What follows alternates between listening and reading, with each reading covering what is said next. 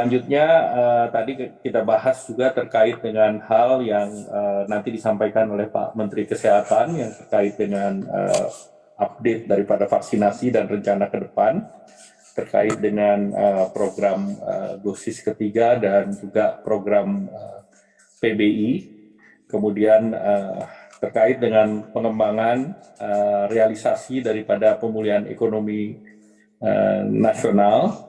Itu klaster kesehatan capaiannya 54,3%, perlindungan sosial 67%, program prioritas 57,7%, dukungan UMKM korporasi 38,9%, dan klaster insentif usaha 96,7%. Nanti detailnya Pak Wamen Keuangan akan menjelaskan termasuk dengan prognosa sampai akhir tahun yang diperkirakan anggaran-anggaran tersebut dapat terserap. Nah, beberapa yang tadi diputuskan yaitu adalah program bantuan subsidi upah, di mana bantuan subsidi upah diperluas yang semula hanya diberlakukan untuk mereka yang dikenakan PPKM level 4 dan 3. Target penerimanya adalah 8.083.350 dengan DIPA-nya adalah 8,7 triliun. Dan terdapat sisa dana BSU sebesar 1.791.477 juta rupiah, sehingga penerima BSU diperluas, dan ini sesuai dengan usulan dari Kemenaker, sehingga tentu ini diharapkan dapat bisa dilaksanakan dan tidak ada perubahan dari kriteria penerima. Nah, tentu dengan sisa anggaran ini akan ada perluasan sebanyak 1,6 juta sasaran pekerja, dan ini jumlah anggarannya adalah 1,6 triliun. Yang kedua adalah yang terkait dengan top up kartu sembako. Ini tadi sudah dirapatkan secara teknis, dan top up ini menggunakan dana optimalisasi di Kementerian Sosial, di mana untuk November-Desember ini dilakukan 3 bulan masing-masing 300.000 pada 35 kabupaten kota, 35 kabupaten prioritas, terutama untuk penanganan kemiskinan ekstrim. Dan nanti di bulan Desember akan dilakukan sensus kemiskinan oleh BPS di 35 kabupaten tersebut. Selanjutnya kami persilakan Bapak Wamen Keuangan. Terima kasih Pak Menko. Mungkin yang kami hormati teman-teman media yang kami banggakan, mungkin saya ingin mengupdate rincian dari realisasi anggaran pemulihan ekonomi nasional tahun 2021 yang sampai dengan tanggal 22 Oktober akhir minggu lalu. Kalau slide-nya bisa dikeluarkan, yang slide nomor 2. Itu sudah terserap sampai saat ini adalah sekitar 58,3%. 58,3% ini setara dengan 433,91 triliun dari pagu 744,77 triliun rupiah. Ini terbagi dalam 5 klaster seperti biasa dikomunikasikan selama ini, dan untuk update per klasternya bisa dilihat di detailnya. Untuk kesehatan, pagu 214,96 triliun sudah terrealisasi 54,3%, dan saat ini kita sudah menggunakan untuk penggunaan rumah sakit darurat, asrama haji yang di Pademangan, juga untuk paket obat, penebalan PPKM, biaya perawatan pasien untuk 580.000 lebih pasien selama COVID, ketika mungkin teman-teman media ingat bahwa pada saatnya kita kena serangan dari varian Delta, pernah ada 500.000 aktif patient di Indonesia yang kita tangani pada satu hari tertentu. Ini dia yang biaya perawatannya yang kita keluarkan. Lalu insentif tenaga kesehatan, ya, baik pusat maupun daerah, dan juga pengadaan vaksin yang sudah dibayar kira-kira 121 juta dosis yang sekarang terus disuntikan, dan kita juga mendapatkan beberapa juta dosis vaksin yang sifatnya hibah Jadi bukan hanya yang kita beli, tapi juga ada yang hibah yang disampaikan oleh Bapak Menteri Kesehatan. Ini yang untuk kesehatan totalnya 214, dan ini mungkin akan ada beberapa pergerakan karena untuk biaya perawatan pasien kita sedang menghitung berapa kebutuhan perawatan setelah kemarin kita menangani secara luar biasa ketika kita terkena varian Delta, dan ini akan difinalkan dan kita masukkan ke dalam pen yang tentunya nanti akan ada pergeseran-pergeseran di dalam pen ini. Nanti pada waktunya akan disampaikan kepada media. Ini untuk heads up saja dulu.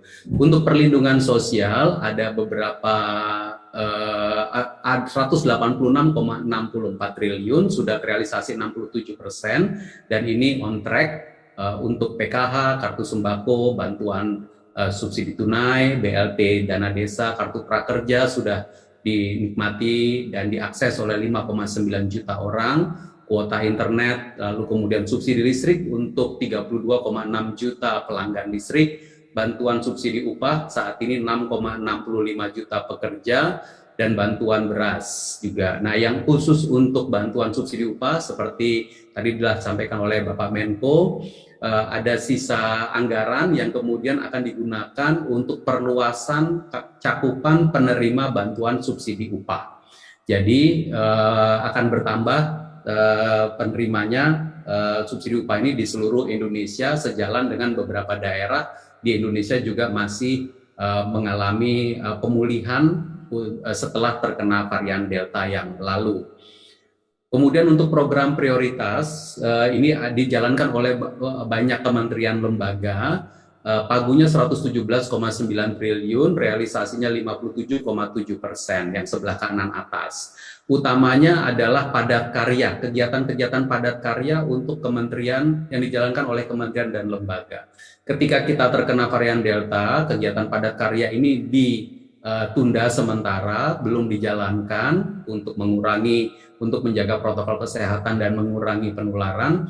Namun setelah kita varian Deltanya turun, ini mulai dijalankan lagi, sehingga menjadi dorongan bagi pemulihan ekonomi kita, terutama di kuarter 4 ini, akhir kuarter 3, di sekitar bulan Agustus, September, Oktober, mungkin September, Oktober, dan kuarter 4. Kita berharap ini dijalankan dan kementerian lembaga mendorong penciptaan output padat karya ini, termasuk beberapa kegiatan di mangrove, juga beberapa kegiatan yang di sektor pertanian, juga di beberapa sektor infrastruktur yang dijalankan.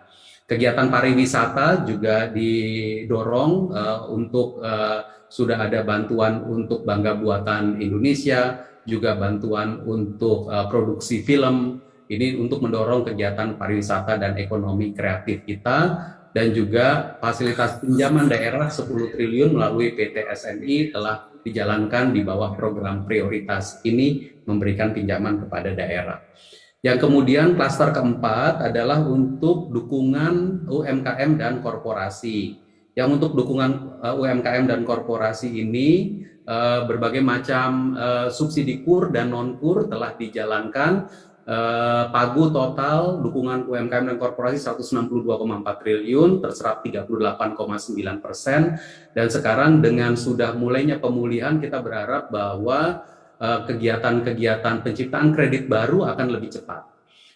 Selama kita mengalami varian Delta, kemarin kita memberikan bantuan pelaku usaha mikro, 12,71 juta usaha mendapatkan, dan juga subsidi bunga KUR untuk 6,02 juta debitur dan non-KUR untuk 7,2 juta debitur. Kita juga menyalurkan bantuan PKL kepada 550.000 lebih usaha selama kita melakukan upaya penanganan protokol kesehatan dan juga kegiatan ekonomi di daerah-daerah, dan ini semuanya dari dukungan UMKM dan korporasi. Ini akan kita terus jalankan. Kalau nanti kita lihat ada yang bisa kita efisienkan dari sini, kita akan efisienkan untuk kita pakai menutup yang bagian kesehatan yang nanti ada beberapa pergeseran-pergeseran.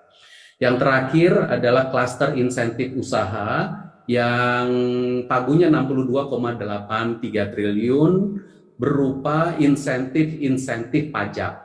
Ini insentif pajak PPh 20 pasal 21, PPh final untuk UMKM, pembebasan PPh 22 impor, pengurangan angsuran PPh 20 pasal 25, restitusi PPN yang dipercepat. Ini yang memanfaatkan itu ada tertera di sebelah kanan secara komplit. Saat ini 62,8 triliun pagu insentif pajak telah terpakai sekitar 60,73 triliun atau hampir 97% telah terpakai. Ini baru bulan Oktober, artinya teman-teman media semua bahwa kegiatan ekonomi kita berjalan. Karena kegiatan ekonomi kita berjalan, maka PPh 21 dimintakan pengurangan. PPh final UMKM dimintakan ditanggung pemerintah. PPh pasal 22 untuk impor mendapatkan pembebasan. Kita bersyukur bahwa pemanfaatan insentif pajak ini tinggi dan mungkin akan melebihi pagunya. Kalau melebihi pagunya berarti insentif usaha yang kita perkirakan nanti akan menjadi lebih tinggi dibandingkan angka yang ada di PEN. Namun ini akan menjadi manfaat untuk seluruh masyarakat dan dunia usaha ketika dalam proses pemulihan ekonomi. Nah, teman-teman media semua, mungkin sebagai penutup saya bisa sampaikan bahwa kita akan terus menjaga realisasi dari angka pemulihan ekonomi nasional 2021 secara efisien, akan terus kita jalankan secara efisien, namun kita pakai betul-betul untuk mendorong pemulihan ekonomi. 744,77 triliun mungkin pada saatnya akan ada pergeseran-pergeseran di dalam klaster-klaster ini, namun akan kita manfaatkan termasuk tadi untuk menangani kemiskinan ekstrim. Ya, seperti arahan Bapak Menko untuk kemiskinan ekstrim, di samping kegiatan Kementerian Sosial yang sudah dilakukan, akan diberikan tambahan bantuan untuk penerima bantuan sosial yang paling miskin, itu nanti sekitar 3 bulan akan diberikan sebesar 300.000. Ini sumber datanya nanti adalah penerima kartu sembako, juga yang juga menerima PKH, dan kemudian diberikan selama akhir tahun, dan nanti akan kita pastikan supaya bisa membantu masyarakat yang paling miskin. Dan untuk memastikan bahwa yang menerima ini nanti kita bisa kurangi exclusion error-nya, maka dana desa yang juga diberikan bisa diberikan dalam bentuk bantuan langsung tunai dari dana desa juga akan diberikan. Jadi bantuan langsung tunai BLT dana desa juga akan diberikan kepada masyarakat pedesaan yang dijadikan penerima BLT dana desa, untuk memastikan bahwa yang belum masuk dalam sebagai penerima dari bantuan program pusat bisa menerima bantuan juga dalam rangka mengurangi kemiskinan ekstrim. Dana desa masih akan disalurkan oleh pemerintah pusat dalam bentuk penyaluran ketiga pada bulan Oktober dan November ini, dan kita maksudkan untuk menangani kemiskinan ekstrim di berbagai macam daerah, khususnya di 35 kabupaten prioritas yang telah kita lakukan. Ini akan kita optimalkan seluruh pendanaannya, baik dari dana PEN maupun dari dana APBN secara keseluruhan. Kalau yang mungkin teman-teman media telah mengikuti paparan dari APBN kita kemarin, dan itu telah menunjukkan untuk yang APBN yang hari ini adalah untuk yang khusus mengenai sumbernya PEN. Mungkin demikian Bapak Menko yang dapat kami sampaikan beberapa hal mengenai progres PEN yang terakhir. Terima kasih Bapak.